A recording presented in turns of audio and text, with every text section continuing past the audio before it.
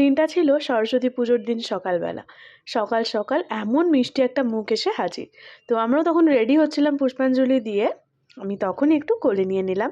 তারপর পরপর সবাই নিয়েছে আমাদের বাড়ির কোলে। এই যে তারপরে আর আমি সারা দিনের বেশি কিচ্ছু শেয়ার করতে পারিনি, কারণ ব্লগটা তো আমি দেখাচ্ছি বাড়ির পুজো নিয়েই, তাই আমি বাইরের কিছু সেভাবে ভিডিও এখানে আমি আর অ্যাটাচও করিনি, তাতে লং ভিডিও হয়ে যেত আরও অনেকটা বেশি। যার কারণে আমি একদম আমাদের বাড়ির সন্ধ্যা আরতিটাই শেয়ার করছি। আর এখানে বাপি সবাইকে এন্টারটেন করার জন্য এইভাবে ধুনুচি নাচ দেখাচ্ছিল।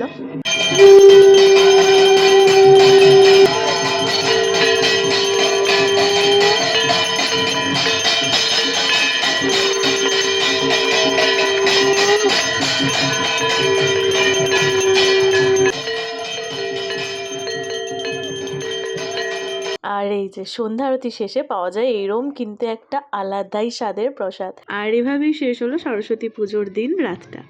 পরের দিন সকালবেলা দধিকর্মা তৈরি করা হচ্ছিল, আর এখানে হচ্ছে আমরা সকালবেলা সবাই পুজোয় বসে গেছিলাম, আর সামনে প্রত্যেকটা থালা ভরে ঠাকুরের প্রসাদই রাখা হয়েছিল। এখানেও আমরা সেমভাবে পুজোয় বসে খুব আনন্দ করেছি, পুজো উপভোগ করেছি। কিন্তু তারপরেই আসে সেই সময়টা যখন মায়ের সুতো কাটা হয়, তখনই হয়ে যায় সবার মন খারাপ। আর তারপরে একটা বেশ ভালো জিনিসও থাকে, যেটা কিন্তু খুব ইন্টারেস্টিং, যেটা হচ্ছে আয়নায় মায়ের মুখ দেখা যায়। তো আমি সেটা তোমাদের ক্যামেরায় খুব একটা দেখাতে পারিনি, বাট আমি নিজে দেখেছি। এটা সবাই আশা করি দেখতে পায়, কিন্তু আমি ক্যামেরায় সেটা ক্যাপচার করতে পারিনি। মন খারাপ তো সবারই অবশ্যই ছিল, কারণ এই 4-5 দিন ধরে করা সমস্ত কিছু আয়োজন, ইভেন আয়োজনটা তো আরও আগে থেকেই করা, আর অনুষ্ঠানটা 4-5 দিন ধরে হয়েছে। প্রত্যেকেরই মন খারাপ ছিল, আর সবার খুব আনন্দও হয়েছে। খুব আনন্দ করে আমরা পুজোও কাটিয়েছি। তো যাই হোক, এবার এখানে দেখো এই প্রসাদ হচ্ছে সবাইকে দেওয়া হবে, তার জন্য এখানে পুরো পাতা করে আর সবাইকে প্রসাদও দেওয়া হচ্ছে। তো আমিও একটা পাতা নিয়ে নিলাম। খুব স্বাদ হয়, খুব স্বাদ হয়, মানে অন্যান্য খাবার বলতে পারি না। ঠাকুরের প্রসাদের আলাদাই স্বাদ, আর অল্প খেলেই পেট ভরে যায়। এটা কিন্তু সবার সাথে হয়। আর এই যে এখানেই হচ্ছে তারপর আমার পাড়ার সব কাকিমারা, মায়েরা সবাই মিলে আনাজ কাটতে বসেছে, কারণ বাপি সিদ্ধান্ত নিয়েছিল সন্ধেবেলা পুরো পাড়া খাওয়াবে। তো সেটাতে আরও একটা আনন্দ। আমরা মানে বলছি না, ভীষণ আনন্দ করে সরস্বতী পুজোর কটা দিন কাটাই। আর এই যে এখানে তারপর বাচ্চাদের একটু খেলা রাখা হয়েছিল। এটা ছিল একটা মেমোরি টেস্ট গেম। আর এই খেলাগুলো দেখে নিজেদেরও ভীষণ খেলতে ইচ্ছা করে। আমরাও অনেক অনেক খেলেছি এই খেলাগুলো।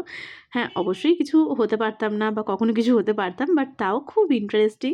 এগুলো আমরা মানে আগে করে এসেছি, এখন আমাদের ভাই বোনেরা, পাড়ার যত ভাই বোন ছিল সবাই খেলেছিল।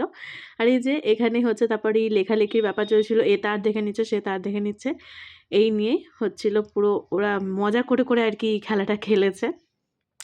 তো এখানে যতগুলো খেলা আর কি করানো হয়েছে, আমি সবটারই ছোট ছোট কিছু না কিছু ক্লিপস রাখার চেষ্টা করেছি। তো তোমরাও সেটা শেষ অবধি দেখো, তোমরাও খুব এনজয় করবে। আর এখানে এই যে আমিও একটুখানি, বললাম না খেলতে তো ইচ্ছা খুব করে, তো সেজন্য আমিও একটু খেলেছি, বোনও খেলেছে, সবাই খেলেছে।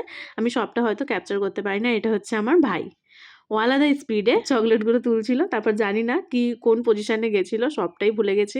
কারণ অবশ্যই তোমরাও বোঝো এটা আগের বছরের ভিডিও। এবছরেরটাও আমি যাতে শেয়ার করতে পারি, তার কারণেই কিন্তু আমি আগের বছরেরটা তাড়াতাড়ি, যত তাড়াতাড়ি সম্ভব তোমাদের সাথে শেয়ার করে দিচ্ছি। খুব বেশি তাড়াতাড়ি নয়, সেটা আমিও জানি। তো যাই হোক, এবারে এখানে হচ্ছে মোমবাতি জ্বালানো প্রতিযোগিতা। এখানেও কে ফার্স্ট সেকেন্ড হয়েছিল আমার কোনো আইডিয়া নেই। অবশ্যই গিফটের ব্যবস্থাও আমরা করেছিলাম, সবাইকে ট্রফি দিয়েছি। তো তোমরা শেষ অবধি দেখো, এখানে আর আমার কিছু বলার নেই, খেলাগুলোই এনজয় করো।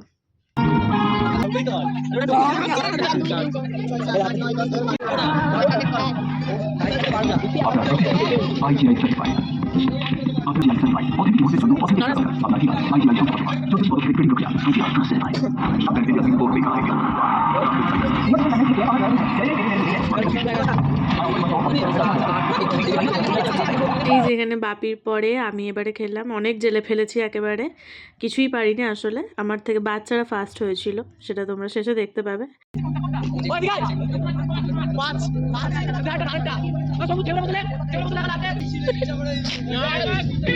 ডিস্টার্ব করছি। সবাই চলে আয়।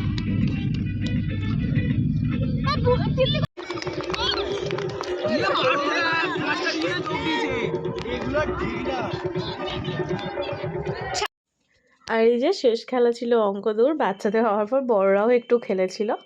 তারপরেই আমাদের সব খেলা কমপ্লিট হলো। তারপর এখানে হচ্ছে স্কোর দেওয়া নিয়ে একটা আলোচনা হচ্ছিল, অঙ্ক ঠিক ভুল নিয়ে।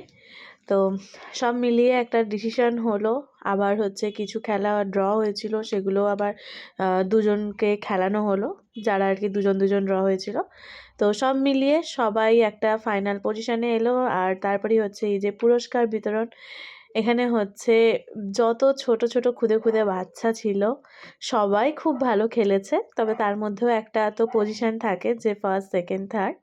তো সেই অনুযায়ী ওরা গিফট পেয়েছিল, ওরাও ভীষণ খুশি হয়েছে। তাই আমরাও চেষ্টা করি যে প্রতি বছর যাতে এরম কিছু করা যায়। আর তারপরেই শুরু হয়ে যায় খাওয়া দাওয়া। খাওয়া দাওয়াটা পুরো আমাদের এই যে আরেকটা বাড়ি তার পুরো সামনে মানে মাঠেই করা হয়েছিল। তো কিছু লোকেরই আয়োজন ছিল, যার কারণে ওই কিছু টেবিল চেয়ার পেতে দেওয়া হয়েছে। দেন ওখানেই হচ্ছে খাওয়া দাওয়াটা হয়েছে। আর এগুলোই হচ্ছে রান্না বান্না। তাও কী কী হয়েছিল আমার খুব একটা মনে নেই, হয়তো পোলাও, আলুর দম, পনির নবরত্ন, চাটনি, পাঁপড়, মিষ্টি, হ্যাঁ এইগুলোই হয়েছিল।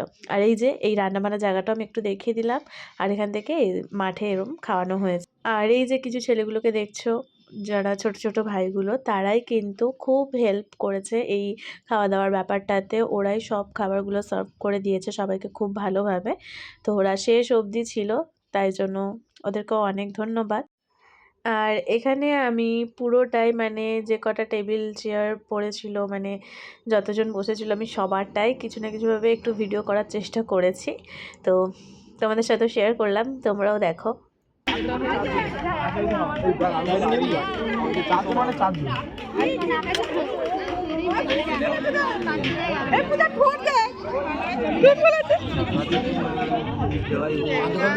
আর এইভাবেই গেল সরস্বতী পুজোর পরের দিনটা। আর আমি এই ভিডিওটাও এখানেই শেষ করছি। পার্ট 3-তে আবার দেখা হচ্ছে। ভিডিও ভালো লাগলে অবশ্যই একটা করে লাইক, কমেন্ট, শেয়ার করো। সবাই খুব ভালো থেকো, টাটা।